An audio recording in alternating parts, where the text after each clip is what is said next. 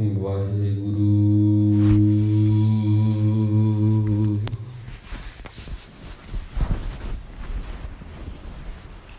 Sahib ji.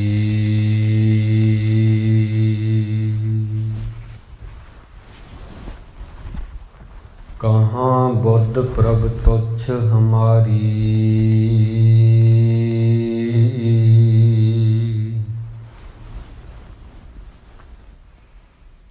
Burn ਸਕੇ ਮਹਿਮਾ ਜੋ ਤਿਹਾਰੀ।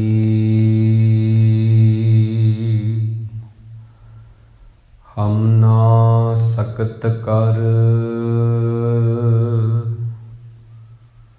ਸਿਫਤ ਤੁਮਾਰੀ।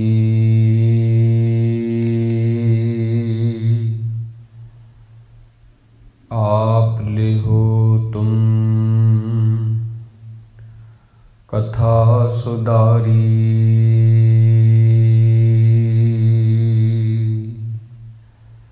हम ना सकत कर सिफत तुम्हारी।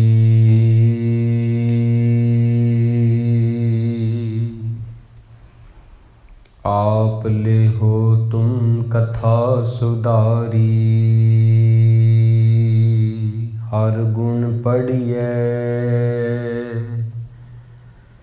हर गुण गुणिए।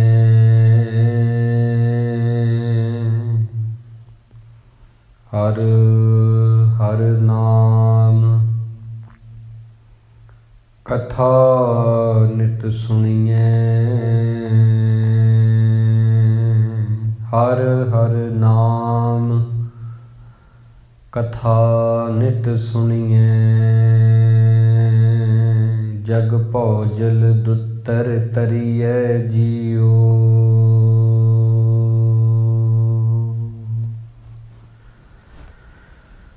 ਸਨਮਾਨਯੋਗ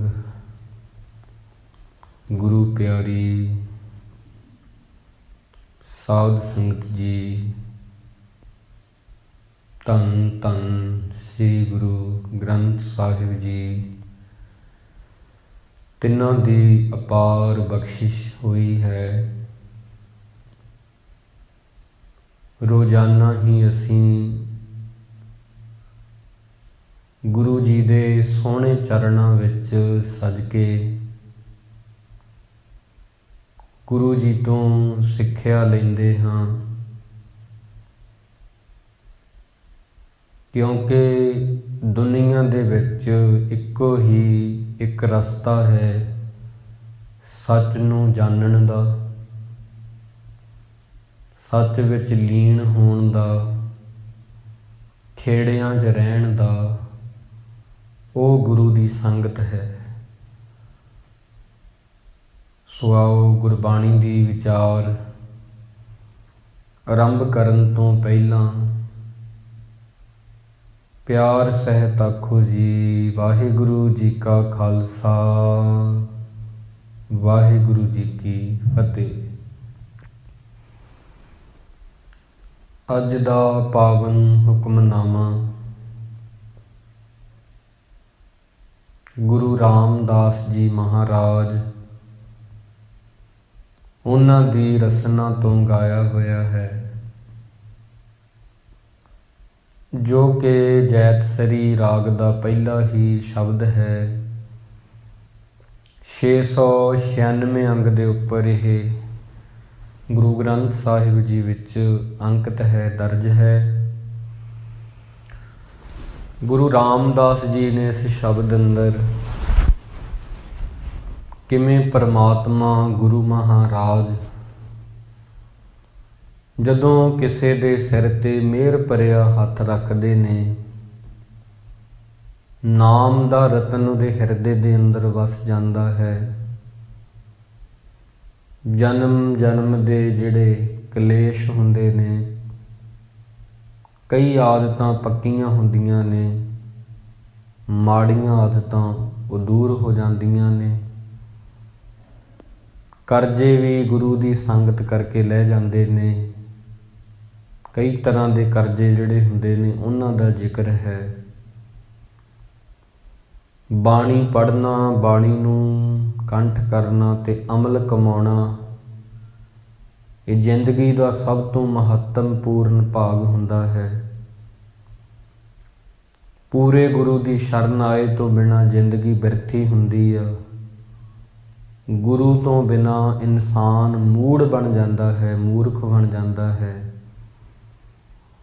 ਜਿਨ੍ਹਾਂ ਨੇ ਸਾਧੂਆਂ ਦੇ ਚਰਨ ਸੇਵੇ ਨੇ ਉਹ ਸਫਲ ਹੋ ਜਾਂਦੇ ਨੇ, ਜਨਮ ਸਵਾਰ ਕੇ ਜਾਂਦੇ ਨੇ, ਉਹਨਾਂ ਦਾ ਆਇਆ ਵੀ ਸਫਲ ਹੁੰਦਾ ਹੈ। ਨਹੀਂ, ਬੰਦਾ ਅੰਧਲਾ, ਗਿਆਨਹੀਨ, ਅਗਿਆਨੀ ਹੋ ਕੇ ਟੁਰ ਜਾਂਦਾ ਹੈ। ਗੁਰੂ ਤੋਂ ਹਮੇਸ਼ਾ ਹੀ ਉਹਦੇ ਪੱਲੇ ਨੂੰ ਫੜ ਕੇ ਪਾਰ ਲੰਘਾਉਣ ਦੀ ਅਰਦਾਸ ਬੇਨਤੀ ਕਰਨੀ ਚਾਹੀਦੀ ਆ। ਇਹ ਮਹਾਰਾਜ ਨੇ ਦੱਸਿਆ ਹੈ ਸ਼ਬਦ ਅੰਦਰ। ਸੋ ਆਓ ਆਪਾਂ ਵਿਸਥਾਰ ਦੇ ਨਾਲ ਇਹਦੀ ਵਿਚਾਰ ਕਰਦੇ ਹਾਂ। ਗੁਰੂ ਰਾਮਦਾਸ ਜੀ ਫਰਮਾਉਂਦੇ ਹਨ, ਜੈਤ ਸਰੀ ਮਹੱਲਾ ਚੌਥਾ। ਜੈਤ ਸਰੀ ਰਾਗ ਦਾ ਨਾਮ ਹੈ। ਮਹੱਲਾ ਚੌਥਾ। ਮਹੱਲੇ ਤੋਂ ਭਾਵ ਕਿ ਗੁਰੂ ਨਾਨਕ ਸਾਹਿਬ ਜੀ ਨੇ ਆਪਣਾ ਗਿਆਨ, ਆਪਣਾ ਪ੍ਰਕਾਸ਼, ਆਪਣਾ ਫਲਸਫਾ, ਆਪਣੀ ਜੋਤ ਪ੍ਰਚਾਰ ਕਰਨ ਲਈ ਅੱਗੇ ਦੀ ਅੱਗੇ ਕਾਬਲ ਇਨਸਾਨ ਨੂੰ ਜਾਣ ਕੇ ਉੱਤੇ ਕਿਰਪਾ ਕਰਕੇ ਉਹਨੂੰ ਗੁਰੂ ਬਣਾ ਦਿੱਤਾ। ਗੁਰੂ ਅੰਗਦ ਦੇਵ ਜੀ, ਉਹਨਾਂ ਵਿੱਚ ਸਾਰੀ ਜੋਤ ਟਿਕਾਈ। ਇਹ ਗੁਰੂ ਮਹਾਰਾਜ ਦੇ ਮਹਿਲ ਨੇ। ਅੱਗੇ ਫਿਰ ਤੀਸਰੇ ਪਾਤਸ਼ਾਹ, ਫਿਰ ਚੌਥੇ ਪਾਤਸ਼ਾਹ। ਇਸ ਪ੍ਰਕਾਰ ਇਹ ਗੁਰੂ ਮਹਾਰਾਜ ਦੇ ਮਹਿਲ ਨੇ। ਜਿਵੇਂ ਕਿ ਕੋਈ ਵੀ ਇਮਾਰਤ ਹੋਵੇ, ਉਹਦੀ ਉਮਰ ਹੁੰਦੀ ਆ, ਸਮੇਂ ਅਨੁਸਾਰ ਬਣਦੀ ਆ, ਸਮੇਂ ਅਨੁਸਾਰ ਹੀ ਬੋਡੀ ਵੀ ਹੋ ਜਾਂਦੀ ਆ, ਘਟਦੀ ਵੀ ਆ, ਮਿਟ ਜਾਂਦੀ ਆ, ਨਿਸ਼ਾਨ ਨਹੀਂ ਰਹਿੰਦੇ ਚੀਜ਼ਾਂ ਦੇ। ਇੱਦਾਂ ਹੀ ਗੁਰੂ ਨਾਨਕ ਜੀ ਨੂੰ ਉਹ ਸਰੀਰ ਚਾਹੀਦੇ ਸੀ ਜਿਨ੍ਹਾਂ ਰਾਹੀਂ ਅੱਗੇ ਦੀ ਅੱਗੇ ਪ੍ਰਚਾਰ ਹੋਵੇ। ਉਹਨਾਂ ਨੇ ਯੋਗ ਸਰੀਰ ਨੂੰ ਜਾਣ ਕੇ ਚੁਣਿਆ ਹੈ। ਉਹਦੇ ਵਿੱਚ ਆਪਣਾ ਜੋਤ, ਆਪਣਾ ਨੂਰ, ਆਪਣਾ ਫਲਸਫਾ। ਗੁਰੂ ਨਾਨਕ ਦੀ ਜੋਤ ਵਾਰੀ ਵਾਰੀ ਘਰ ਬਦਲਦੀ ਰਹੀ ਆ। ਜੋਤ ਉਹੀ ਆ, ਘਰ ਬਦਲੇ ਨੇ। ਮਹੱਲਾ ਤਾਂ ਇਹ ਮਹੱਲਾ ਚੌਥਾ ਹੈ, ਪਰ ਜੋਤ ਗੁਰੂ ਨਾਨਕ ਵਾਲੀ ਹੈ। ਗੁਰੂ ਰਾਮਦਾਸ ਜੀ ਦੇ ਅੰਦਰ ਵੀ ਉਹ ਸਾਰਾ ਨੂਰ ਗੁਰੂ ਨਾਨਕ ਵਾਲਾ ਹੀ ਹੈ। ਘਰ ਪਹਿਲਾ। ਪਹਿਲੇ ਘਰ ਵਿੱਚ ਗਾਉਣ ਲਈ ਕਹਿ ਰਹੇ ਨੇ, ਸੁਰ ਤੇ ਤਾਲ ਨੂੰ ਮਿਲਾ ਕੇ। ਪਹਿਲੇ ਘਰ ਵਿੱਚ ਹਾਰਮੋਨੀਅਮ, ਸੁਰ ਤੇ ਤਾਲ ਵੀ ਪਹਿਲੇ ਘਰ ਵਿੱਚ ਹੋਵੇ। ਇਵੇਂ ਇਹਨੂੰ ਗਾਉਣਾ ਹੈ। ਚੌਪਦੇ, 4 ਪਦਿਆਂ ਵਾਲਾ ਮਹਾਰਾਜ ਕਹਿੰਦੇ ਸ਼ਬਦ ਹੈ। ਇੱਕ ਓੰਕਾਰ ਸਤਿਗੁਰ ਪ੍ਰਸਾਦ। ਪਰਮਾਤਮਾ ਵਾਹਿਗੁਰੂ ਇਹ ਦੁਨੀਆ ਨੂੰ ਸਾਜਣ ਵਾਲਾ ਇੱਕ ਹੀ ਹੈ, ਪਾਲਣ ਵਾਲਾ ਵੀ ਇੱਕ ਹੀ ਹੈ, ਢਾਉਣ ਵਾਲਾ ਵੀ ਇੱਕ ਹੀ ਹੈ। ਕੋਈ ਤਿੰਨ ਨਹੀਂ ਹਨ। ਕੋਈ ਤਿੰਨ ਨਹੀਂ ਹਨ ਕਿ ਬਣਾ ਕੋਈ ਰਿਹਾ, ਪਾਲ ਕੋਈ ਰਿਹਾ, ਮਿਟਾ ਕੋਈ ਰਿਹਾ। ਇਵੇਂ ਨਹੀਂ। ਜਿਹੜਾ ਬਣਾ ਰਿਹਾ ਉਹੀ ਪਾਲ ਰਿਹਾ, ਉਹੀ ਢਾ ਰਿਹਾ। ਓੰਕਾਰ, ਓੰਕਾਰ ਉਹਦਾ ਬੋਲ ਹੈ, ਉਹਦਾ ਕਵਾਓ ਹੈ, ਉਹਦਾ ਬੋਲ ਹੈ, ਜਿੱਥੋਂ ਸਾਰਾ ਕੁਝ ਚੱਲ ਰਿਹਾ। ਓੰਕਾਰ ਤੋਂ ਹੀ ਸਭ ਕੁਝ ਹੋ ਰਿਹਾ ਹੈ। ਸਤਿਗੁਰ ਪ੍ਰਸਾਦ, ਸੱਚੇ ਗੁਰੂ ਦੇ ਪ੍ਰਸਾਦ ਦੁਆਰਾ ਹੀ ਉਸ ਦੀ ਪ੍ਰਾਪਤੀ ਹੁੰਦੀ ਹੈ। ਸੱਚੇ ਗੁਰੂ ਦੇ ਦੁਆਰਾ ਹੀ ਉਹਨੂੰ ਪਾਇਆ ਜਾਂਦਾ ਹੈ, ਉਹਨੂੰ ਮਿਲਿਆ ਜਾਂਦਾ ਹੈ। ਜੋ ਅੰਦਰ ਬੈਠਾ ਉਹਦੀ ਸੋਝੀ ਆਉਂਦੀ ਆ, ਤੇ ਉਹ ਸਭ ਦੇ ਅੰਦਰ ਵਸਦਾ, ਉਹਦੇ ਨਾਲ ਪਿਆਰ ਪੈਂਦਾ ਹੈ। ਇਹਦੇ ਲਈ ਗੁਰੂ ਦੀ ਬੜੀ ਲੋੜ ਪੈਂਦੀ ਹੈ। ਪਹਿਲੀ ਪੰਕਤੀ ਹੈ ਹੁਕਮਨਾਮੇ ਦੀ। ਮੇਰੇ ਹੀਅਰੈ ਰਤਨ ਨਾਮ ਹਰ ਵਸਿਆ, ਗੁਰ ਹਾਥ ਧਰਿਓ ਮੇਰਾ ਮਾਥਾ। ਮੇਰੇ ਹੀਰੇ ਕਹਿੰਦੇ ਆ ਹਿਰਦੇ ਨੂੰ। ਮੇਰੇ ਹਿਰਦੇ ਦੇ ਅੰਦਰ ਰਤਨ ਰੂਪੀ ਨਾਮ ਵਸਿਆ, ਕਦੋਂ ਪਰ ਜਦੋਂ ਗੁਰ ਹਾਥ ਧਰਿਓ ਮੇਰੇ ਮਾਥਾ। ਜਦੋਂ ਗੁਰੂ ਸਾਹਿਬ ਨੇ ਮੇਰੇ ਮੱਥੇ ਤੇ ਆਪਣੀ ਕਿਰਪਾ ਦਾ ਹੱਥ ਰੱਖਿਆ, ਹੱਥ ਧਰਿਆ, ਉਦੋਂ ਹੀ ਵਸਿਆ। ਪਹਿਲਾਂ ਨਹੀਂ ਵਸਿਆ। ਪਹਿਲਾਂ ਮੈਂ ਬਾਣੀ ਪੜ੍ਹਦਾ ਸੀ, ਸੁਣਦਾ ਸੀ, ਸਮਝਦਾ ਸੀ, ਪਰ ਬਾਣੀ ਵਸ ਨਹੀਂ ਸੀ ਰਹੀ ਅੰਦਰ। ਜਦੋਂ ਗੁਰੂ ਦੀ ਕਿਰਪਾ ਹੋਈ, ਮਿਹਰ ਹੋ ਗਈ ਮੇਰੇ ਵੱਲ, ਉਦੋਂ ਇਹ ਰਤਨ ਰੂਪੀ ਨਾਮ ਦੀ ਮੈਨੂੰ ਸੋਝੀ ਵੀ ਆਈ, ਮੈਂ ਸਮਝ ਵੀ ਪਾਇਆ, ਮੇਰੇ ਹਿਰਦੇ 'ਚ ਵੀ ਵਸਿਆ ਤੇ ਮੇਰੀ ਜ਼ਿੰਦਗੀ ਵੀ ਬਦਲੀ। ਅੱਗੇ ਜ਼ਿੰਦਗੀ ਬਦਲੀ ਕਿਵੇਂ ਉਹ ਦੱਸ ਰਹੇ ਨੇ। ਜਨਮ ਜਨਮ ਕੇ ਕਿਲ ਵਿਖ ਦੁਖ ਉਤਰੇ, ਗੁਰ ਨਾਮ ਦਿਓ ਰਿਨ ਲਾਥਾ। ਕਈ ਆਦਤਾਂ ਦੇਖੋ ਪੁਰਾਣੀਆਂ ਹੁੰਦੀਆਂ ਨੇ, ਪੱਕੀਆਂ ਹੁੰਦੀਆਂ ਨੇ, ਉਹਨਾਂ ਨੂੰ ਤੋੜਨਾ ਬੜਾ ਔਖਾ ਹੁੰਦਾ। ਕਈ ਆਦਤਾਂ ਸਾਡੀਆਂ ਐਸੀਆਂ ਨੇ, ਇਤਨੀਆਂ ਪੱਕੀਆਂ ਨੇ ਕਿ ਉਹ ਸਾਨੂੰ ਚਲਾਉਂਦੀਆਂ ਨੇ, ਅਸੀਂ ਆਦਤਾਂ ਨੂੰ ਨਹੀਂ ਚਲਾਉਂਦੇ। ਇਨਸਾਨ ਹੈ ਹੀ ਆਦਤਾਂ ਦਾ ਨਾਮ। ਜਿਹਦੀਆਂ ਜਿਹੋ ਜਿਹੀਆਂ ਆਦਤਾਂ, ਉਹੋ ਜਿਹਾ ਉਹ ਬੰਦਾ ਹੋ ਜਾਏਗਾ। ਤਾਂ ਮੇਰੀਆਂ ਜਿਹੜੀਆਂ ਜਨਮਾਂ ਜਨਮਾਂ ਦੀਆਂ ਆਦਤਾਂ ਪੱਕੀਆਂ ਸੀ, ਉਹ ਮੈਥੋਂ ਨਹੀਂ ਟੁੱਟੀਆਂ ਆਪਣੇ ਆਪ ਤੋਂ। ਉਹਨਾਂ ਨੂੰ ਤੋੜਨ ਲਈ ਕੋਈ ਚਾਹੀਦਾ ਸੀ, ਉਹ ਗੁਰੂ ਮਹਾਰਾਜ ਨੇ ਤੋੜੀਆਂ। ਉਹਦੀ ਜਗ੍ਹਾ 'ਤੇ ਮੈਨੂੰ ਨਾਨਕ ਨਿਰਗੁਣ ਗੁਣ ਕਰੇ। ਜਿਨ੍ਹਾਂ 'ਚ ਕੋਈ ਗੁਣ ਨਹੀਂ, ਉਹਨਾਂ ਨੂੰ ਗੁਰੂ ਜੀ ਗੁਣ ਦਿੰਦੇ ਨੇ। ਜਿਨ੍ਹਾਂ 'ਚ ਗੁਣ ਹੁੰਦੇ ਨੇ, ਉਹਨਾਂ ਗੁਣਾਂ ਨੂੰ ਹੋਰ ਭਰ ਦਿੰਦੇ ਨੇ। ਗੁਰ ਨਾਮ ਦਿਓ ਰਿਨ ਲਾਥਾ। ਜਿਹੜੇ ਕਰਜ਼ੇ ਲੈ ਕੇ, ਰਿਣ ਕਹਿੰਦੇ ਨੇ, ਹਿੰਦੀ ਦਾ ਸ਼ਬਦ ਹੈ ਕਰਜ਼ਾ। ਜਿਹੜਾ ਕਰਜ਼ਾ ਮੇਰੇ ਸਿਰ 'ਤੇ ਲੋਨ ਸੀ, ਉਹ ਸਾਰਾ ਹੀ ਉਤਰ ਗਿਆ। ਕਦੋਂ? ਜਦੋਂ ਗੁਰ ਨਾਮ ਦਿਓ ਰਿਣ ਲਾਥਾ। ਜਦੋਂ ਗੁਰੂ ਮਹਾਰਾਜ ਨੇ ਮੈਨੂੰ ਨਾਮ ਦੀ ਬਖਸ਼ਿਸ਼, ਆਪਣੇ ਗਿਆਨ ਦੀ ਬਖਸ਼ਿਸ਼ ਕੀਤੀ, ਉਦੋਂ ਮੇਰੀਆਂ ਮਾੜੀਆਂ ਆਦਤਾਂ ਦੂਰ ਹੋਈਆਂ। ਚੰਗੀਆਂ ਆਦਤਾਂ ਨੂੰ ਮੈਂ ਗ੍ਰਹਿਣ ਕੀਤਾ, ਉਹਨਾਂ ਨੂੰ ਮੈਂ ਇੰਪਲੀਮੈਂਟ ਕੀਤਾ, ਆਪਣੀ ਜ਼ਿੰਦਗੀ ਦੇ ਵਿੱਚ ਲਾਗੂ ਕੀਤਾ।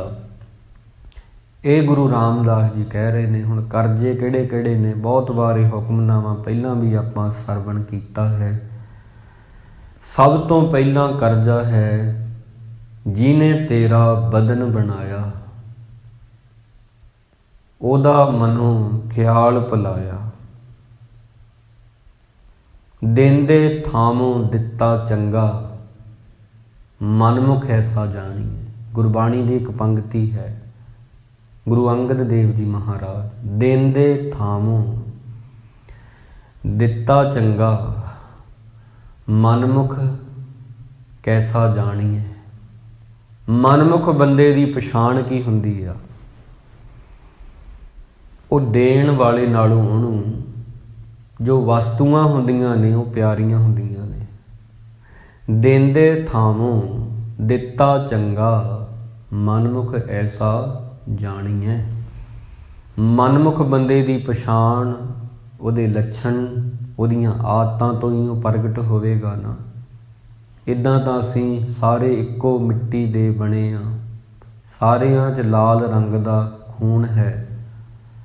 ਸਾਰਿਆਂ ਦੇ ਜਨਮ ਦਾ ਮਾਰਗ ਇੱਕੋ ਹੈ। ਸਾਰੇ ਹੀ ਆਪਾਂ ਪਰਮਾਤਮਾ ਦੀ ਇੱਕੋ ਮਿੱਟੀ ਤੋਂ ਬਣੇ ਭਾਂਡੇ ਹਾਂ। ਪਰ ਮਨਮੁਖ, ਗੁਰਮੁਖ, ਉਹਦੀ ਪਛਾਣ ਕਿਵੇਂ ਹੋਵੇਗੀ? ਆਦਤਾਂ ਤੋਂ ਹੋਵੇਗੀ। ਦਿੱਤੇ ਥਾਵੋ ਦੇਂਦੇ ਥਾਮੋਂ ਦਿੱਤਾ ਚੰਗਾ, ਮਨਮੁਖ ਐਸਾ ਜਾਣੀਏ। ਉਹਦੀ ਪਛਾਣ ਇਹ ਸਭ ਤੋਂ ਵੱਡੀ ਆ। ਕੀ ਪਛਾਣ ਹੈ?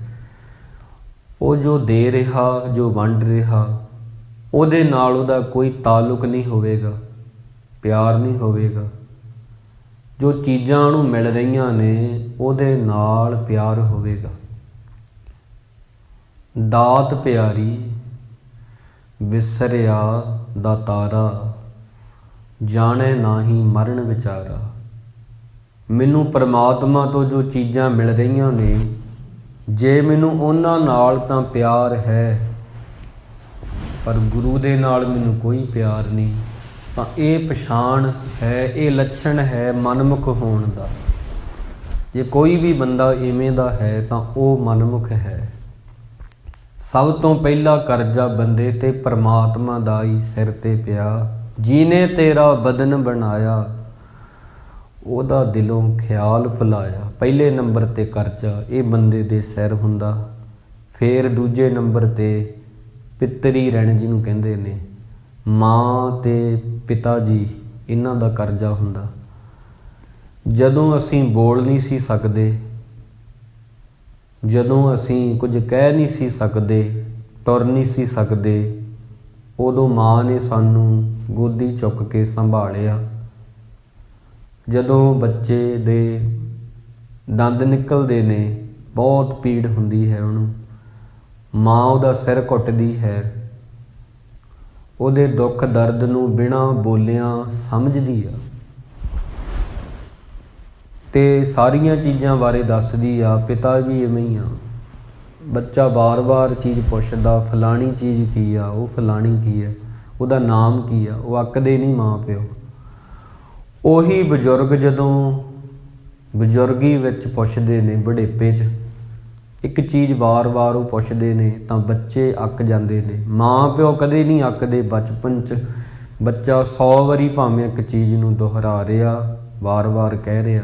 ਇਹ ਕਰਜ਼ਾ ਵੀ ਬੰਦੇ ਤੇ ਹੈ, ਇਹ ਵੀ ਨਹੀਂ ਲੈਂਦਾ। ਤੀਜੇ ਨੰਬਰ ਤੇ ਹੈ ਕਰਜ਼ਾ ਬੰਦੇ ਦੇ ਸਿਰ ਤੇ, ਜਿਹਨੂੰ ਆਪਾਂ ਕਹਿੰਦੇ ਆ ਦੇਵਤਿਆਂ ਦਾ ਰਹਿਣ। ਉਹ ਕਿਹੜੇ ਦੇਵਤੇ ਨੇ? ਅੰਨ ਦੇਵਤਾ, ਪਾਣੀ ਦੇਵਤਾ, ਬੈਸੰਤਰ ਦੇਵਤਾ, ਲੂਣ। ਪੰਜਵਾਂ ਪਾਇਆ ਕ੍ਰਿਤ ਤਾਂ ਹੋਆ ਪਾਕ ਪਵਿੱਤ।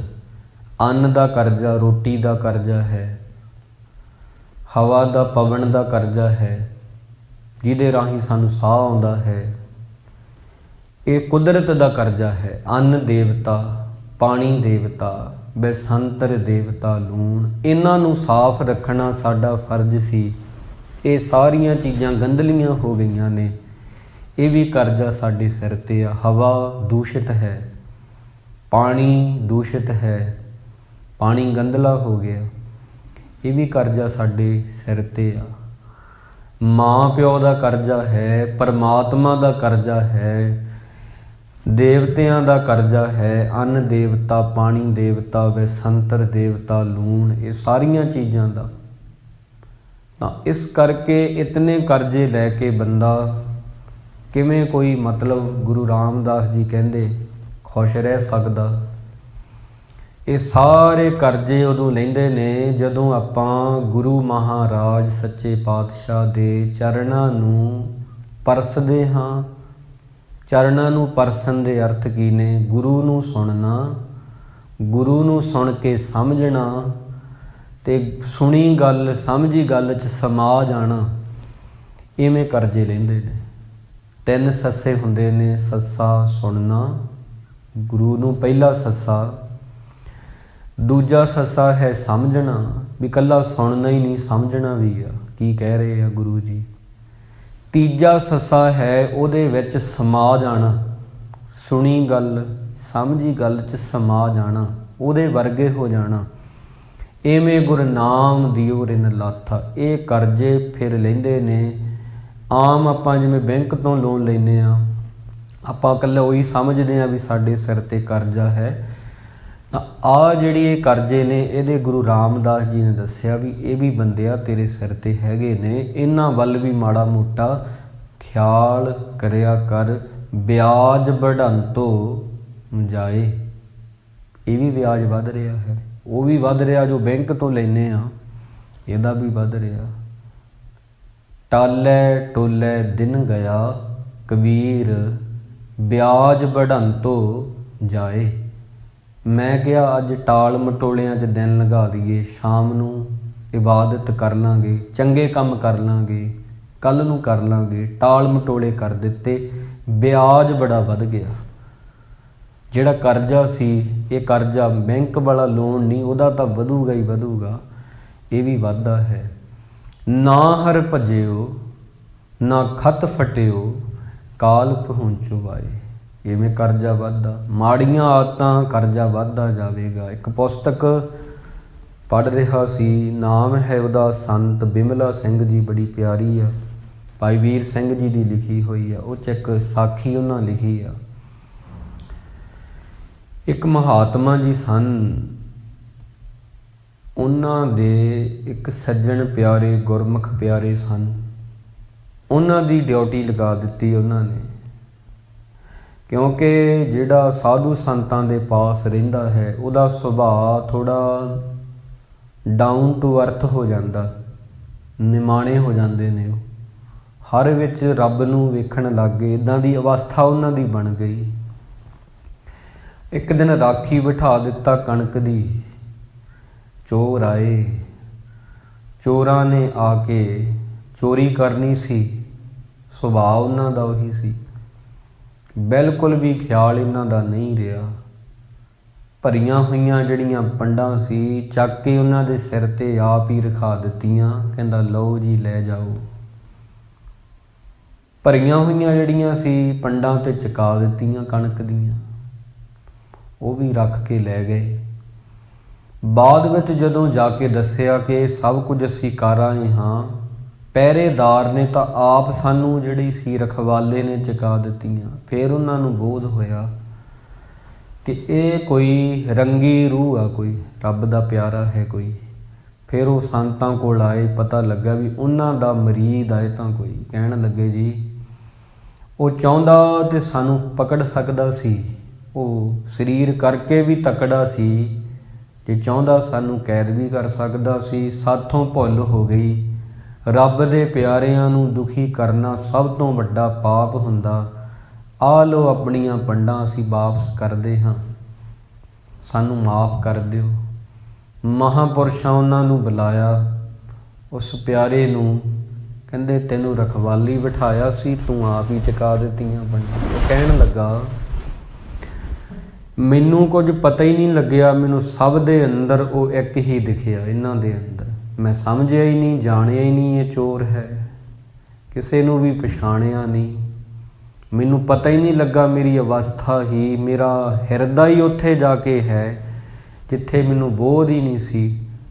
ਨਾ ਸੁੱਧ ਮੇ ਨਾ ਸੁੱਧ ਹੈ, ਨਾ ਬੁੱਧ ਮੇ ਨਾ ਬੁੱਧ ਹੈ।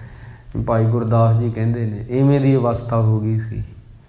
ਫਿਰ ਉਹ ਚੋਰ ਕਹਿੰਦੇ ਜੀ ਇਹ ਵਾਪਸ ਕਰੋ, ਸਾਨੂੰ ਵੀ ਆਪਣੀ ਸ਼ਰਨ ਰੱਖੋ, ਅਸੀਂ ਵੀ ਐਵੇਂ ਜੁੜਨਾ ਚਾਹੁੰਦੇ।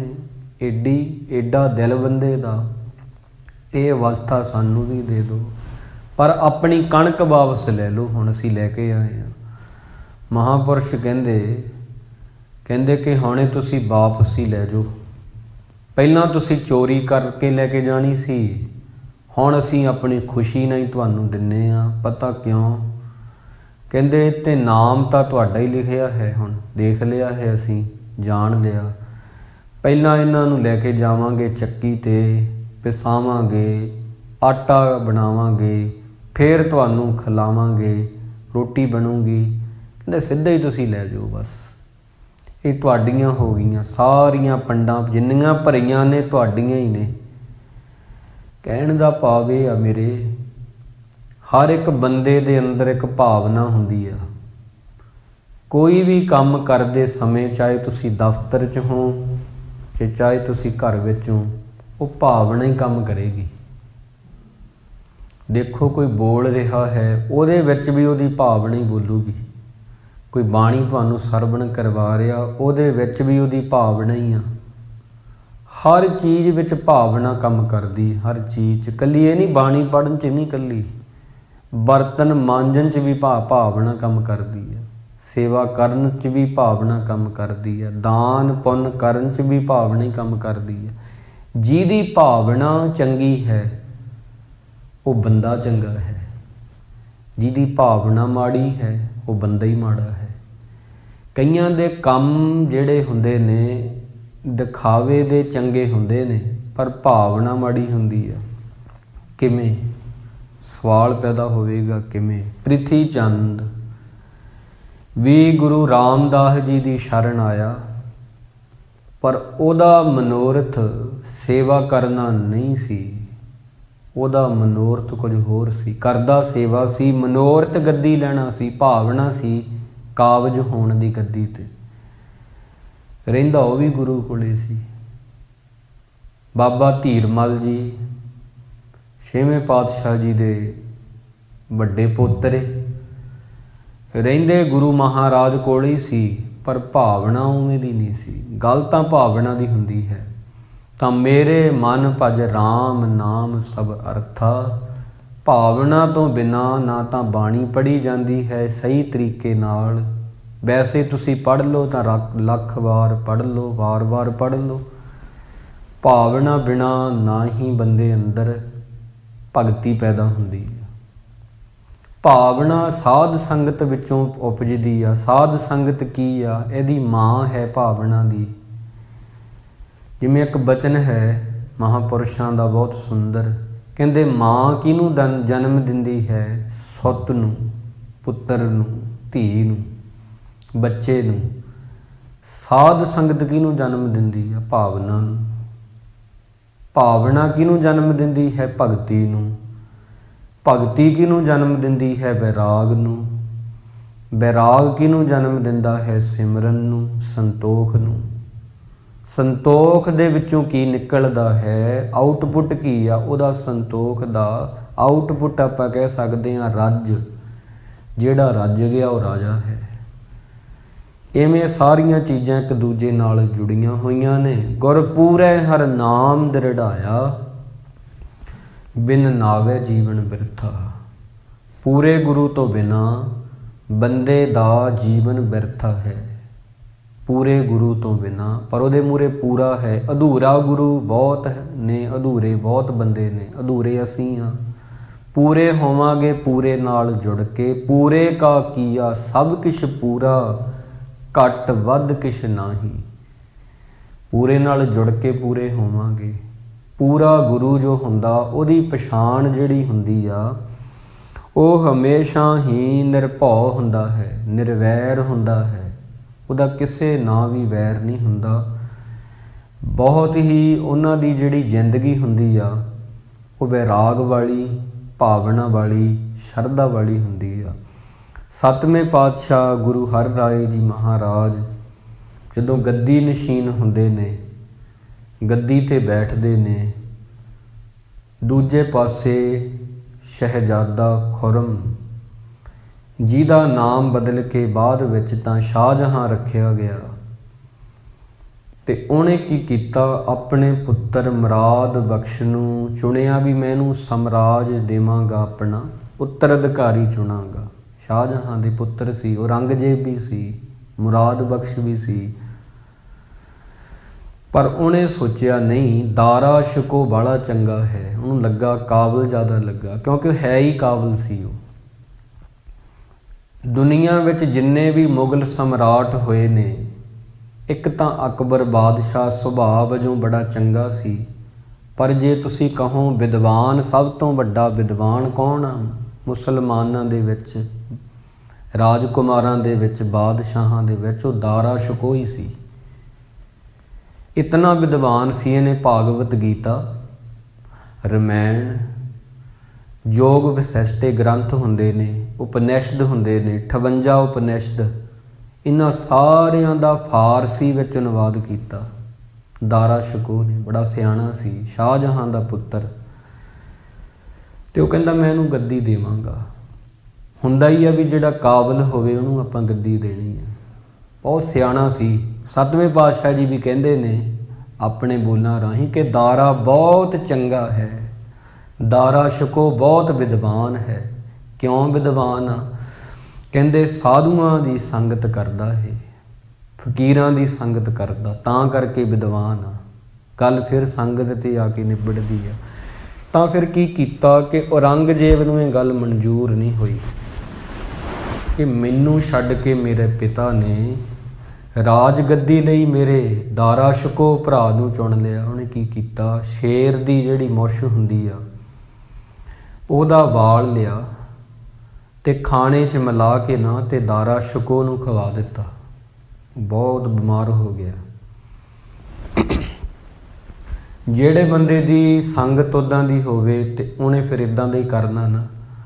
ਖਾਣੇ 'ਚ ਮਿਲਾ ਕੇ ਦੇ ਦਿੱਤਾ। ਦਾਰਾ ਸ਼ੁਕੋ ਕਮਜ਼ੋਰ ਹੋਣ ਲੱਗ ਗਿਆ ਦਿਨ ਬ ਦਿਨ ਇਤਨਾ ਕਮਜ਼ੋਰ ਕਿ ਸ਼ਾਹਜਹਾਂ ਨੂੰ ਫਿਕਰ ਹੋ ਗਈ। ਹਕੀਮਾਂ ਦੇ ਵੀ ਸਮਝ 'ਚ ਨਾ ਆਵੇ ਕੁਝ ਵੀ ਹੋ ਕੀ ਗਿਆ, ਕਿ ਇਹਨੂੰ ਹੋਇਆ ਕੀ ਆ। ਇੱਕ ਹਕੀਮ ਸੀ ਸ਼ਾਹੀ, ਬਹੁਤ ਸਿਆਣਾ, ਉਹਨੇ ਦੱਸਿਆ ਸਾਰਿਆਂ ਨਾਲ ਸਲਾਹ ਕਰਕੇ, ਕਹਿੰਦੇ ਕਿ ਇਹ ਠੀਕ ਹੋ ਸਕਦਾ ਪਰ ਜੇ ਇੱਕ ਖਾਸ ਵਜਨ ਦੀ ਹਰੜ ਹੋਵੇ, ਇੱਕ ਮਾਸਾ ਤੋਲ ਵਾਲਾ ਲੌਂਗ ਹੋਵੇ, ਉਹ ਮਿਲਾ ਕੇ ਇਹਨੂੰ ਦੇ ਦਈਏ, ਜੋ ਇਹਨੇ ਖਾਧਾ ਹੈ ਮਾੜੀ ਚੀਜ਼ ਉਹ ਬਾਹਰ ਆ ਜਾਏਗੀ ਤੇ ਠੀਕ ਹੋ ਸਕਦਾ ਹੈ। ਪਰ ਉਹ ਖਾਸ ਵਜਨ ਦੀ ਜਿਹੜੀ ਸੀ ਹਰੜ ਤੇ ਲੌਂਗ ਸੀ, ਉਹ ਕਿਤੋਂ ਮਿਲਣ ਨਾ। ਸ਼ਾਹਜਹਾਂ ਨੇ ਵਪਾਰੀਆਂ ਕੋਲ ਵੀ ਭੇਜਿਆ ਜਿਹੜੇ ਵਪਾਰ ਕਰਦੇ ਇਹਨਾਂ ਚੀਜ਼ਾਂ ਦਾ। ਜਿੱਥੇ ਖੇਤੀ ਹੁੰਦੀ ਆ ਉੱਥੇ ਵੀ ਨਾ ਮਿਲੇ ਇਹ ਚੀਜ਼ਾਂ, ਮਿਲੀਆਂ ਨਹੀਂ, ਸਭ ਸ਼ਾਨਤਾ। ਇੱਕ ਵਜ਼ੀਰ ਨੇ ਆਖਿਆ, ਕਹਿੰਦੇ ਗੁਰੂ ਹਰਿਰਾਏ ਜੀ ਮਹਾਰਾਜ ਨੇ, ਉਹਨਾਂ ਦੇ ਪਾਸੋਂ ਮਿਲ ਜਾਣਗੀਆਂ ਚੀਜ਼ਾਂ। ਕਹਿੰਦੇ ਉਹ ਕਿਵੇਂ? ਕਹਿੰਦੇ ਉਹਨਾਂ ਕੋਲੇ ਦਵਾਖਾਨਾ ਹੈ ਇੱਕ, ਉਹਦੇ ਵਿੱਚ ਸੁਣਿਆ ਵੀ ਹਰ ਚੀਜ਼ ਉਹਨਾਂ ਰੱਖੀ ਹੋਈ ਆ, ਜ਼ਰੂਰ ਤੁਹਾਨੂੰ ਮਿਲ ਜੇਗੀ। ਫਿਰ ਇਹ ਕਹਿਣ ਲੱਗਾ, ਨਹੀਂ, ਉਹਨਾਂ ਦੇ ਦਾਦਾ ਜੀ ਨਾਲ ਤਾਂ ਮੈਂ ਜੰਗ ਕੀਤੀ ਆ, ਇੱਕ ਵਾਰ ਨਹੀਂ 4 ਵਾਰ ਜੰਗਾਂ ਹੋਈਆਂ। 6ਵੇਂ ਪਾਤਸ਼ਾਹ ਸ੍ਰੀ ਗੁਰੂ ਹਰਗੋਬਿੰਦ ਸਾਹਿਬ ਜੀ ਨਾਲ ਮੈਂ ਜੰਗਾਂ ਕੀਤੀਆਂ ਨੇ, ਕਿਹੜਾ ਮੂੰਹ ਲੈ ਕੇ ਜਾਵਾਂਗਾ ਵੀ ਉੱਥੇ ਜਿਨ੍ਹਾਂ ਦੇ ਦਾਦੇ ਨਾਲ ਮੈਂ ਝਗੜਦਾ ਰਿਹਾ ਉਹਦਾ ਪੋਤਾ ਮੈਨੂੰ ਕੀ ਦੇ ਦੇਵੇਗਾ ਚੀਜ਼ਾਂ? ਇਹ ਨਹੀਂ, ਇਹ ਹੋ ਨਹੀਂ ਸਕਦਾ। ਵਜ਼ੀਰ ਕਹਿਣ ਲੱਗਾ, ਨਹੀਂ, ਉਹ ਗੁਰੂ ਨਾਨਕ ਦਾ ਘਰ ਹੈ, ਉੱਥੇ ਇੱਦਾਂ ਦੀ ਕੋਈ ਗੱਲ ਨਹੀਂ, ਤੁਸੀਂ ਚਿੱਠੀ ਲਿਖੋ, ਜ਼ਰੂਰ ਉਹ ਇਵੇਂ ਦੇਣਗੇ। ਚਿੱਠੀ ਲਿਖੀ, ਸ਼ਾਹਜਹਾਂ ਨੇ ਲਿਖਿਆ, ਮੈਨੂੰ ਮਾफ़ ਕਰ ਦਿਓ, ਅਗਿਆਨਤਾ ਵਿੱਚ ਆ ਕੇ ਮੈਂ ਗੁਰੂ ਨਾਨਕ ਦੇ ਘਰ ਨਾਲ ਝਗੜਦਾ ਰਿਹਾ, ਲੜਦਾ ਰਿਹਾ, ਪੁਰਾਣੀਆਂ ਗੱਲਾਂ ਨੂੰ ਭੁਲਾ ਕੇ। ਮੇਰਾ ਦਾਰਾ ਪੁੱਤਰ ਦਾਰਾ ਸ਼ੁਕੋ ਬਹੁਤ ਬਿਮਾਰ ਹੈ, ਕਿਰਪਾ ਕਰੋ ਇਹ ਖਾਸ ਵਜਨ ਦੀ ਹਰੜ ਤੇ ਲੌਂਗ ਜਿਹੜਾ ਹੈ ਮੈਨੂੰ ਦੇ ਦਿਓ, ਇਹ ਤੁਹਾਡੇ ਕੋਲ ਹੀ ਆ, ਮੇਰਾ ਜਿਹੜਾ ਪੁੱਤਰ ਆ ਠੀਕ ਹੋ ਜਾਏਗਾ। ਚਿੱਠੀ ਭੇਜੀ ਗਈ। ਗੁਰੂ ਮਹਾਰਾਜ ਕੋਲ ਇੱਕ ਦੂਤ ਆਇਆ ਲੈ ਕੇ, ਕੀਰਤਪੁਰ ਸਾਹਿਬ ਦੀ ਇਹ ਘਟਨਾ ਉੱਥੇ ਆ ਕੇ ਪੜ੍ਹੀ ਗਈ ਚਿੱਠੀ। ਮਹਾਰਾਜ ਸੱਚੇ ਪਾਤਸ਼ਾਹ ਜੀ ਹੱਸ ਪਏ ਚਿੱਠੀ ਸੁਣ ਕੇ। ਗੁਰੂ ਮਹਾਰਾਜ ਫਿਰ ਕਹਿਣ ਲੱਗੇ ਖਜ਼ਾਨਚੀ ਨੂੰ, ਕਹਿੰਦੇ ਉਹ ਦਵਾਖਾਨਾ ਖੋਲ੍ਹ ਕੇ ਨਾ ਤੇ ਲਿਆਓ ਛੇਤੀ ਤੋਂ ਛੇਤੀ, ਦਾਰਾ ਸ਼ੁਕੋ ਬਹੁਤ ਭਲਾ ਬੰਦਾ ਹੈ, ਇਵੇਂ ਆਖਿਆ ਸੀ। ਦਾਰਾ ਸ਼ੁਕੋ ਬਹੁਤ ਵਿਦਵਾਨ ਹੈ, ਉਹਦੀ ਜਾਨ ਬਚਣੀ ਚਾਹੀਦੀ ਹੈ। ਅਸੀਂ ਪੁਰਾਣੀਆਂ ਗੱਲਾਂ ਨੂੰ ਦੁਹਰਾਉਣਾ ਨਹੀਂ ਚਾਹੁੰਦੇ, ਜੋ ਕੁਝ ਹੋਇਆ ਸੋ ਹੋਇਆ, ਕਿਵੇਂ ਜੰਗਾਂ ਹੋਈਆਂ, ਹੁਣ ਉਹਦੀ ਜਾਨ ਬਚਣੀ ਚਾਹੀਦੀ ਆ। ਤੁਰੰਤ ਹੀ ਚੀਜ਼ਾਂ ਮੰਗਵਾਈਆਂ, ਦੂਤ ਦੇ ਹੱਥ ਭੇਜੀਆਂ। ਦਾਰਾ ਸ਼ੁਕੋ ਨੇ ਛਕੀਆਂ, ਸੇਵਨ ਕੀਤਾ ਉਹਨਾਂ ਦਾ ਤੇ ਉਹ ਠੀਕ ਹੋ ਗਿਆ। ਉਹ ਜਿਹੜਾ ਵਾਲ ਖਾਧਾ ਹੋਇਆ ਸੀ ਬਾਹਰ ਆ ਗਿਆ। ਇਸ ਕਰਕੇ ਤੇ ਕਹਿਣ ਦਾ ਭਾਵ ਮੇਰੇ ਇਹ ਆ, ਜਿਹੜਾ ਗੁਰੂ ਹੁੰਦਾ ਹੈ ਉਹ ਨਿਰਵੈਰ ਹੁੰਦਾ ਹੈ, ਪੂਰਾ ਗੁਰੂ ਜਿਹੜਾ ਹੁੰਦਾ। ਤਾਂ ਜਿਹੜਾ ਪੂਰੇ ਗੁਰੂ ਨਾਲ ਜੁੜ ਜਾਂਦਾ ਹੈ ਉਹ ਵੀ ਨਿਰਵੈਰ ਹੋ ਜਾਂਦਾ ਹੈ। ਗੁਰੂ ਨਿਰਵੈਰ ਹੈ, ਗੁਰੂ ਮਹਾਰਾਜ ਤਾਂ ਵੈਰ ਤੋਂ ਰਹਿਤ ਨੇ। ਜੇ ਵੈਰ ਹੁੰਦਾ ਉਹ ਤਾਂ ਕਹਿ ਦਿੰਦੇ ਅਸੀਂ ਨਹੀਂ ਇਹ ਦਿੰਦੇ ਚੀਜ਼ਾਂ, ਅਸੀਂ ਨਹੀਂ ਬਿਲਕੁਲ ਵੀ ਦੇ ਸਕਦੇ, ਭਾਵੇਂ ਹੈਗੀਆਂ ਨੇ, ਤੁਸੀਂ ਸਾਡੇ 'ਤੇ ਫੌਜਾਂ ਚੜ੍ਹਾਈਆਂ, ਜੰਗਾਂ ਲੜੀਆਂ, ਅਸੀਂ ਨਹੀਂ ਦੇਣੀਆਂ। ਇਵੇਂ ਦੀ ਕੋਈ ਗੱਲ ਨਹੀਂ। ਫਰੀਦਾ ਬੁਰੇ ਦਾ ਭਲਾ ਕਰ, ਗੁੱਸਾ ਮਨ ਨਾ ਹੰਢਾਏ। ਕਹਿਣ ਮਾਤਰ ਨਹੀਂ ਸੀ, ਕਰਕੇ ਵੀ ਦਿਖਾ ਦਿੱਤਾ। ਦੇਹੀ ਰੋਗ ਨਾ ਲੱਗੇ ਪੱਲੇ ਸਭ ਕੁਛ ਪਾਏ। ਤਾਂ ਜਿਹੜਾ ਗੁਰੂ ਦੇ ਨਾਲ ਜੁੜ ਜਾਂਦਾ ਹੈ ਉਹ ਵੀ ਨਿਰਵੈਰ ਹੀ ਹੋ ਜਾਂਦਾ ਹੈ। ਜੈਸੀ ਸੰਗਤ ਤੈਸੀ ਰੰਗਤ, ਹਰ ਕਾ ਸੇਵਕ ਸੋ ਹਰ ਜੇਹਾ, ਭੇਦ ਨਾ ਜਾਣੋ ਮਾਨਸ ਦੇਹਾ। ਪਰ ਕਬੀਰ ਸਾਹਿਬ ਕਹਿੰਦੇ ਔਖਾ ਬੜਾ ਹੈ, ਬਹੁਤ ਔਖਾ ਹੈ। ਬਹੁਤ ਸੋਹਣੀ ਪੰਗਤੀ ਉਹਨਾਂ ਦੀ ਸਲੋਕਾਂ ਵਿੱਚ ਕਹਿੰਦੇ, ਕਬੀਰ को है लड़का बेचई, लड़की बेचै कोई। कोई कोई बंदा है ਜਿਹੜਾ ਆਪਣੇ ਲੜਕੇ ਤੇ ਲੜਕੀਆਂ ਨੂੰ ਵੇਚਦਾ ਹੈ। ਇਹ ਤਾਂ ਅੱਖਰੀ ਅਰਥ ਨੇ ਸਿਰਫ। ਕੋਈ ਕੋਈ ਆ ਜਿਹੜਾ ਆਪਣੇ ਲੜਕੇ ਨੂੰ ਲੜਕੀ ਨੂੰ ਵੇਚਦਾ। ਲੜਕੇ ਲੜਕੀ ਬੇਟਾ ਬੇਟੀ ਦੀ ਉਦਾਹਰਨ ਪਤਾ ਕਿਉਂ ਲਈ ਆ? ਸਾਡਾ ਸਭ ਤੋਂ ਵੱਧ ਮੋਹ ਪੁੱਤਰਾਂ ਦੇ ਨਾਲ ਤੇ ਧੀਆਂ ਨਾਲ ਹੀ ਹੁੰਦਾ। ਕਬੀਰ ਸਾਹਿਬ ਜੀ ਕਹਿੰਦੇ ਕੋਈ ਕੋਈ ਹੁੰਦਾ ਜਿਹੜਾ ਕ੍ਰੋਧ ਨੂੰ ਪਾਲਿਆ ਹੁੰਦਾ ਪੁੱਤਰਾਂ ਦੇ ਵਾਂਗ, ਮੋਹ ਨੂੰ ਪਾਲਿਆ ਹੁੰਦਾ ਪੁੱਤਰਾਂ ਦੇ ਵਾਂਗ, ਹੰਕਾਰ ਨੂੰ ਵੱਡਾ ਕੀਤਾ ਹੁੰਦਾ। ਬਹੁਤ ਲੋਕ ਹੰਕਾਰ ਨੂੰ ਪਾਲਦੇ ਨੇ। ਕਹਿੰਦੇ ਕੋਈ ਕੋਈ ਹੁੰਦਾ ਜਿਹੜਾ ਕ੍ਰੋਧ ਰੂਪੀ ਬੇਟੇ ਨੂੰ, ਕਾਮ ਰੂਪੀ ਪੁੱਤਰ ਨੂੰ, ਹੰਕਾਰ ਰੂਪੀ ਬੇਟੇ ਨੂੰ, ਲੜਕੇ ਨੂੰ ਵੇਚਦਾ ਹੈ। ਤੇ ਕੋਈ ਕੋਈ ਆ ਜਿਹੜਾ ਲੜਕੀਆਂ ਨੂੰ, ਆਪਣੀਆਂ ਬੇਟੀਆਂ ਨੂੰ ਵੇਚਦਾ। ਆਸਾ ਤੇ ਤ੍ਰਿਸ਼ਨਾ ਬੇਟੀਆਂ ਕਹਿ ਦਿੱਤੀਆਂ। ਕਬੀਰ ਕੋ ਹੈ ਲੜਕਾ ਵੇਚਈ, ਲੜਕੀ ਵੇਚੈ ਕੋਈ। ਕੋਈ ਕੋਈ ਆ ਜਿਹੜਾ ਪੁੱਤਰਾਂ ਵਾਂਗ ਪਾਲੇ ਹੋਏ ਗੁੱਸੇ ਨੂੰ ਵੇਚਦਾ ਹੈ। ਕਈ ਜਨਮਾਂ ਤੋਂ ਲੈ ਕੇ ਹੁਣ ਤੱਕ ਕ੍ਰੋਧ ਰੱਖੀ ਫਿਰਦੇ ਆ ਮਨ 'ਚੋਂ, ਪਾਲ ਹੀ ਰਹੇ ਆ ਪੁੱਤਰਾਂ ਦੇ ਵਾਂਗ ਆਪਦੇ ਅੰਦਰ ਉਹਨੂੰ। ਇੱਕ ਸਾਡੇ ਅੰਦਰ ਵੀ ਸਾਡੇ ਜਿਹੜੇ ਆਪਾਂ ਕਹਿ ਸਕਦੇ ਹਾਂ ਪਾਲੇ ਹੋਏ ਬੱਚੇ ਨੇ, ਕ੍ਰੋਧ ਬੱਚਿਆਂ ਵਾਂਗ ਪਾਲਿਆ ਕਈਆਂ ਨੇ। ਕਹਿੰਦੇ ਜੀ ਸਾਡੀ ਤਾਂ ਪੀੜ੍ਹੀ ਦੀ ਦੁਸ਼ਮਣੀ ਆ ਉਹਨਾਂ ਨਾਲ, ਅਸੀਂ ਤਾਂ ਨਹੀਂ ਭੁੱਲਦੇ। ਉਹ ਬੱਚਿਆਂ ਵਾਂਗ ਹੀ ਪਾਲੀ ਫਿਰਦੇ ਆ ਗੁੱਸੇ ਨੂੰ। ਕੋ ਹੈ ਲੜਕਾ ਵੇਚਈ, ਲੜਕੀ ਵੇਚੈ ਕੋਏ। ਆਸਾ ਤ੍ਰਿਸ਼ਨਾ ਵੀ ਕੋਈ ਕੋਈ ਵੇਚਦਾ, ਸਾਰੇ ਰੱਖੀ ਫਿਰਦੇ ਆ ਸਾਂਭ ਕੇ। ਕਹਿੰਦੇ ਸਾਨੂੰ ਪੁੱਤਰੀ ਧੀ ਵਾਂਗ ਪਿਆਰੀ ਆ ਆਸਾ। ਕ੍ਰੋਧ ਕਹਿੰਦੇ ਨਹੀਂ ਛੱਡਣਾ ਨਹੀਂ, ਪੁੱਤਰ ਵਾਂਗ ਪਿਆਰਾ। ਜਿਵੇਂ ਬੱਚਾ ਹੁੰਦਾ ਮਾਂ ਨੂੰ ਛੱਡਦੀ ਨਹੀਂ, ਕਹਿੰਦੀ ਨਾ ਇਹ ਮੇਰਾ ਪੁੱਤਰ ਆ। ਬੰਦਾ ਕਹਿੰਦਾ ਮੈਂ ਗੁੱਸਾ ਨਹੀਂ ਛੱਡ ਸਕਦਾ, ਇਹ ਮੈਨੂੰ ਪੁੱਤਰਾਂ ਵਾਂਗ ਪਿਆਰਾ ਹੈ। ਅੱਗੇ ਬੜੀ ਪੰਕਤੀ ਸੋਹਣੀ ਆ ਕਬੀਰ ਸਾਹਿਬ ਦੀ ਬਾਣੀ ਤਾਂ ਇਉਂ ਆ ਜਿਵੇਂ ਮੰਨ ਲਓ ਸਬਜ਼ੀ ਵਿੱਚ ਪਾਇਆ ਹੋਇਆ ਲੂਣ ਹੁੰਦਾ ਹੈ, ਲੂਣ ਨਾ ਹੋਵੇ ਸਬਜ਼ੀ ਦਾਲ ਫਿੱਕੀ ਲੱਗਦੀ ਆ, ਖਾਣ ਨੂੰ ਦਿਲ ਨਹੀਂ ਕਰਦਾ। ਇਵੇਂ ਹੀ ਆ ਕਬੀਰ ਸਾਹਿਬ ਦੀ ਬਾਣੀ। ਕਹਿੰਦੇ ਸਾਂਝਾ ਕਰੇ ਕਬੀਰ ਸਿਉ, ਹਰ ਸੰਗ ਬਣਜ ਕਰੇ। ਕੋਈ ਕੋਈ ਆ ਜਿਹੜਾ ਸਾਧ ਸੰਗਤ ਵਿੱਚ ਸਾਂਝਾ ਕਰੇ ਕਬੀਰ ਸਿਉ, ਹਰ ਸੰਗ ਬਣਜ ਕਰੇ। ਇਹ ਚੀਜ਼ਾਂ ਵੇਚ ਕੇ ਗੁਰੂ ਤੋਂ ਸਬਰ ਸੰਤੋਖ ਖਰੀਦਦਾ ਹੈ। ਪੁੱਤਰ ਵੇਚਣੇ ਬਹੁਤ ਔਖੇ ਨੇ। ਦੁਨਿਆਵੀ ਪੁੱਤਰਾਂ ਦੀ ਗੱਲ ਨਹੀਂ, ਕ੍ਰੋਧ ਵੀ ਪੁੱਤਰ ਹੀ ਆ ਬੰਦੇ ਅੰਦਰ ਪਾਲਿਆ ਹੋਇਆ ਨਾ, ਬਹੁਤ ਸਮਾਂ ਹੋ ਗਿਆ। ਇਹ ਪੁੱਤਰ ਓਡਾ ਹੀ ਆ ਜਿੱਡੇ ਅਸੀਂ ਹਾਂ। ਆਮ ਪੁੱਤਰਾਂ ਦੀ ਉਮਰ ਸਾਡੇ ਨੂੰ ਛੋਟੀ ਹੁੰਦੀ ਆ। ਕਮਾਲ ਦੀ ਗੱਲ ਹੋ ਗਈ, ਕਈ ਵਾਰ ਇਹ ਪੁੱਤਰ ਸਾਡੇ ਤੋਂ ਵੀ ਵੱਡੇ ਹੋ ਜਾਂਦੇ ਆ। ਹੰਕਾਰ ਬੰਦੇ ਤੋਂ ਬਹੁਤ ਵੱਡਾ ਹੋ ਜਾਂਦਾ ਪਲ ਕੇ। ਕਈ ਵਾਰ ਏਡਾ ਵੱਡਾ ਫਿਰ ਉਹ ਬੰਦਿਆਂ ਦੇ ਸਿਰ 'ਤੇ ਬਹਿੰਦਾ ਹੈ ਦੂਜਿਆਂ ਦੇ। ਕ੍ਰੋਧ ਵੀ ਇਵੇਂ ਹੀ ਆ, ਸਾਡੇ ਸਾਰਿਆਂ ਦੇ ਅੰਦਰ ਪਾਲੇ ਹੋਏ ਨੇ ਇਹ ਚੀਜ਼ਾਂ। ਕਬੀਰ ਸਾਹਿਬ ਜੀ ਬਹੁਤ ਇਦੋਂ ਸੋਹਣਾ ਤਰੀਕਾ ਮੈਨੂੰ ਲੱਗਦਾ ਨਹੀਂ ਵੀ ਸੌਖਾ ਹੋਊਗਾ ਕੋਈ ਸਮਝਾਉਣ ਦਾ। ਕਈ ਵਾਰੀ ਅਸੀਂ ਕਹਿੰਦੇ ਸਾਨੂੰ ਸਮਝ ਹੀ ਨਹੀਂ ਆਉਂਦੀ ਬਾਣੀ ਦੀ। ਨਹੀਂ, ਜੇ ਸੁਣੀਏ ਬਸ ਧਿਆਨ ਨਾਲ ਸਮਝ ਆਪੇ ਹੀ ਆ ਜਾਂਦੀ ਆ। ਕੋ ਹੈ ਲੜਕਾ ਵੇਚਈ ਕਬੀਰ, ਲੜਕੀ ਵੇਚੈ ਕੋਏ। ਕੋਈ ਕੋਈ ਆ ਜਿਹੜਾ ਕ੍ਰੋਧ ਕਾਮ ਹੰਕਾਰ ਲੋਭ ਲਾਲਚ ਰੂਪੀ ਪੁੱਤਰਾਂ ਨੂੰ ਵੇਚਦਾ ਹੈ ਤੇ ਸਾਧ ਸੰਗਤ ਵਿੱਚ ਆ ਕੇ ਸੰਗਤ ਕਰਦਾ ਹੈ। ਜਿਹੜੇ ਨਹੀਂ ਕਰਦੇ ਬਿਨ ਗੁਰ ਮੂੜ ਪਏ ਹੈ ਮਨਮੁਖ, ਤੇ ਮੋਹ ਮਾਇਆ ਨਿਤ ਫਾਥਾ। ਮੋਹ ਰੂਪੀ ਪੁੱਤਰ, ਮਾਇਆ ਦੇ ਜਿੰਨੇ ਪੁੱਤਰ ਨੇ ਸਾਰਿਆਂ ਦੀਆਂ ਫਾਈਆਂ ਉਹਦੇ ਗਲ ਵਿੱਚ ਪੈਂਦੀਆਂ ਨੇ। ਜਿਨ ਸਾਧੂ ਚਰਨ ਨ ਸੇਵੇ ਕਬਹੂ, ਤਿਨ ਸਭ ਜਨਮ ਅਕਾਥਾ। ਉਹਨਾਂ ਦਾ ਜਨਮ ਵਿਅਰਥਾ ਜੋ ਸਾਧ ਸੰਗਤ ਨਹੀਂ ਕਰ ਪਾਉਂਦੇ। ਜਿਨ ਸਾਧੂ ਚਰਨ ਸਾਧ ਪਗ ਸੇਵੇ, ਤਿਨ ਸਫਲਿਓ ਜਨਮ ਸਨਾਥਾ।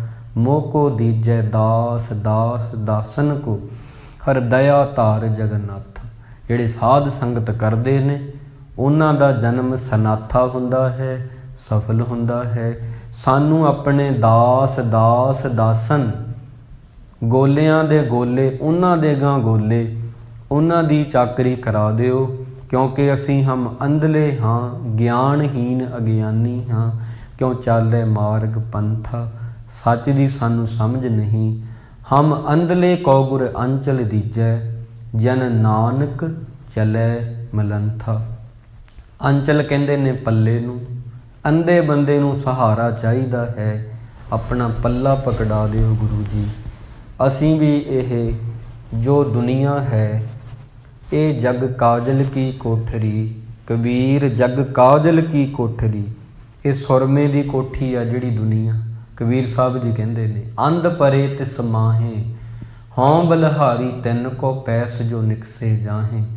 कोई आ जिहड़ा इचों बच के लंघदा, इउं मन लो एक सुरंग बनी हुई आ सुरमे दी, जग काजल की कोठरी, कज्जल दी, सुरमे दी, काली काली है। कोई आ जिहड़ा उचों बच के लंघदा नहीं, बहुते कालख लवा के पूरा अपना चोला जीवन का काला करके जाते हैं। कबीर साहब जी कहते मैं सदके हाँ, वारे वारे हाँ, बलिहारे हाँ, हों बलिहारी तिन को पैस जो निकसे जाहे। जेड़े सुरंग चों निकल गए ने साफ उजले हो गए। ये कबीर साहब ने ते गुरु रामदास जी ने भी उही गल्लां कहीआं। हम अंधले को गुर अंचल दीजै, जन नानक चलै मलंथा। सानू आपदा पल्ला पकड़ा दिओ गुरु जी। ये कज्जल दी कोठड़ी विचों सानू भी लंघा दिओ, साडा भी तरना होवे। अज दे दीवान विच इतना ही। गुरु महाराज दी शान बड़ी उच्ची है प्यारिओ। गुरु रामदास गुरु हर राय जी दी शान बड़ी निराली है। बोलदिआं एक नहीं, बहुत बहुत भुल्लां हो गईयां हन। गुरु दी संग ते सतगुरु जी सानू बख्श लैण, अगे वास्ते असीस बख्शो जी।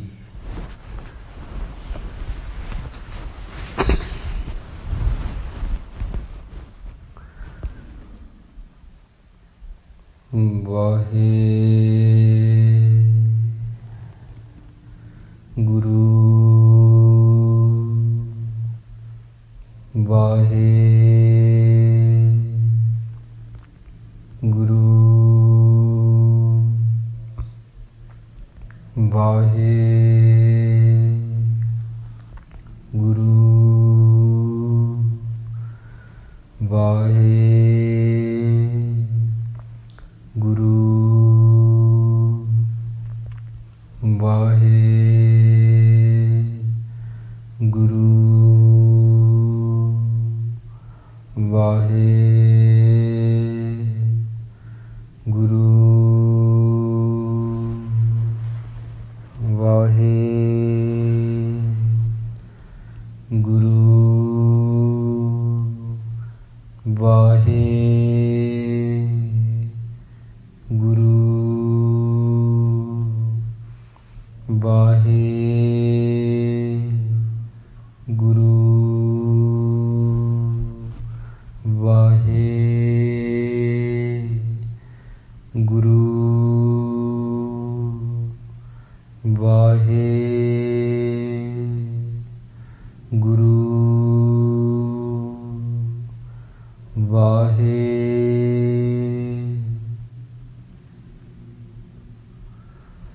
वाहे गुरु वाहे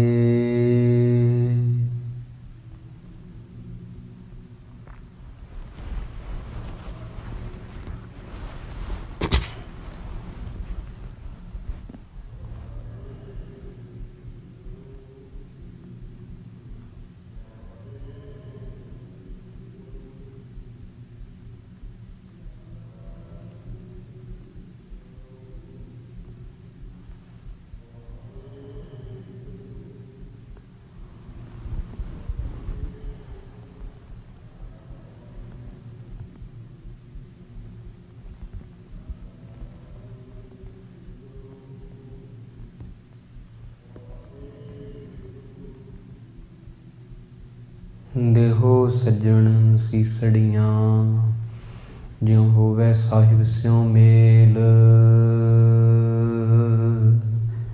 वाहिगुरु जी का खालसा, वाहिगुरु जी की फतेह। तू ठाकुर।